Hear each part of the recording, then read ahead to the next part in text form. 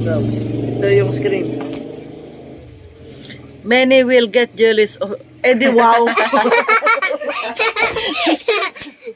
ulit. Myself. I'd rather watch Prince Rui show his decisive and commanding presence. You will date your crush. Yes. Ewan ko sa'yo. Naglolokohan na lang tayo. Shenmi, you wicked woman.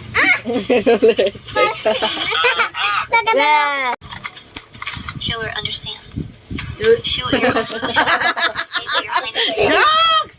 Niloloko ka lang yan. Tae. Butis ka ng tae. Nothing in the manor. Shenli is fine. Please. Or the news hasn't reached No, the bakit manor ulit yet. pregnant? What's with that look? Brutally murdered in a back alley west of the city. He described it so horrifyingly. What did you say? Xiao Jui Uy, is bakit? dead? Then what about Shenli? Eldest miss, she just went to pay respects to the Dowager. Impossible. How could this Ako. be? Nakakatawa ito eh.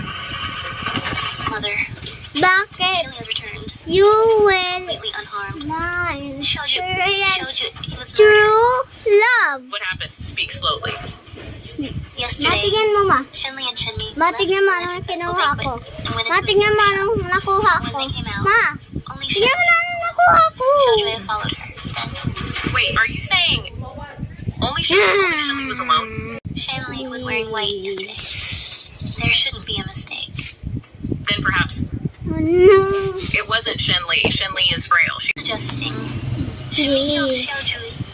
Whether it was Shenmi or not, that little wretch, she cannot be allowed to live. You have a plan? No.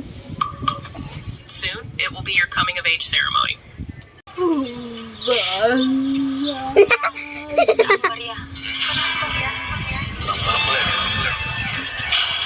Hindi. Makeup yan? Dapat Makeup yan? online ka na lang. Tingnan sa akin. Tingnan sa akin. Please Hindi go ka naman ahead. nakalabas oh. Ang pagit mo tuloy. I know.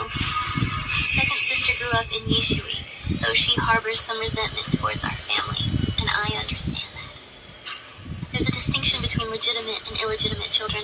I just hope that from now on, our family can live in harmony, and that nothing like Ah, lavender. Nandito siya. Ah, lavender.